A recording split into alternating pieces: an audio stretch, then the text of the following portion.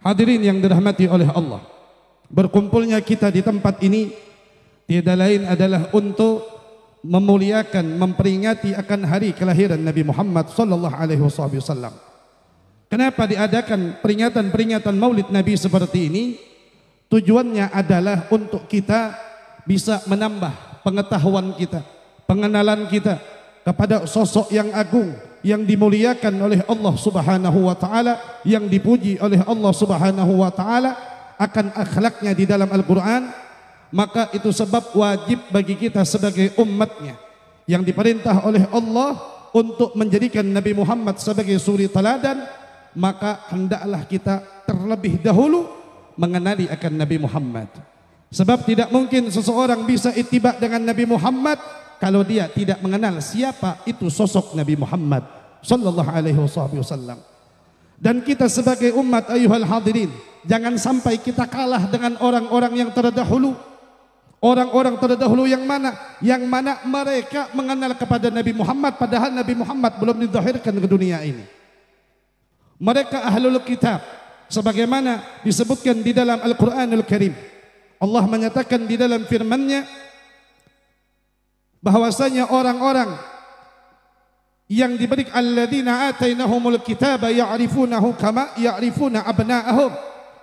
Orang-orang yang telah Allah berikan Alkitab kepada mereka. Siapa mereka? Mereka adalah umat terdahulu yang Allah Subhanahu wa taala memberikan kepada umat tersebut seorang nabi, dan Allah beritahukan kepada nabinya akan sosok Nabi Muhammad, akan nabi akhir zaman yang datang memberikan rahmat kepada alam semesta dengan diberikan kepada mereka sosok-sosok dan ciri-ciri kepada Nabi Muhammad, akan Nabi Muhammad kepada mereka.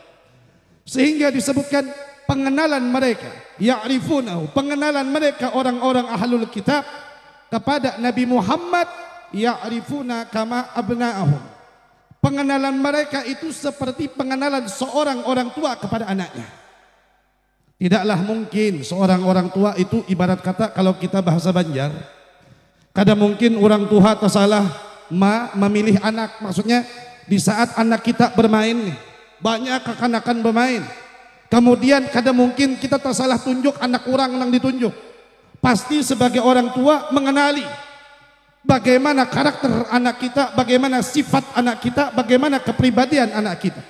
Bahkan sebagai orang tua kadang-kala kita mengetahui ciri-ciri daripada anak kita.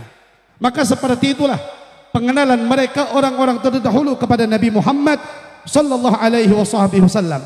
Sebagaimana diceritakan di dalam sebuah sejarah, di saat baginda Rasul masih berumur 10 tahun, masih anak kecil, belum diangkat menjadi nabi.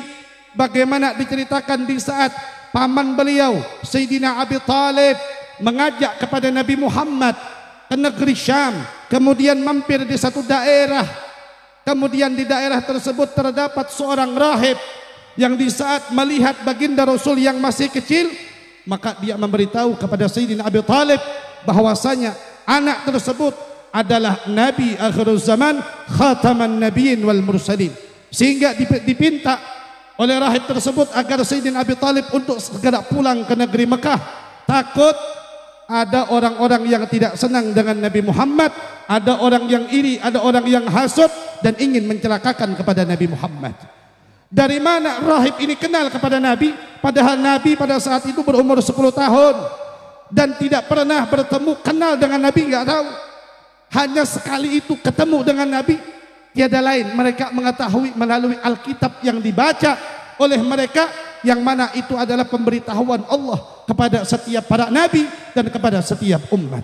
Nah hadirin yang dirahmati oleh Allah, maka jadikanlah saya menyampaikan hal ini sebagai pembuka agar kita semangat di dalam peringatan Maulid ini. Jangan hanya sebatas menjadi tradisi kumpul-kumpul makan, tetapi jadikan penambahan pengenalan kita kepada sosok Nabi Muhammad sallallahu alaihi wasallam yang insyaallah nanti dilanjutkan oleh guru-guru kita. Maka dari itu hendaklah kita betul-betul menyimak apa yang beliau sampaikan agar bisa menambah pengenalan kita kepada Nabi Muhammad sallallahu alaihi wasallam. Mungkin hanya ini saja yang bisa saya sampaikan. Jikalau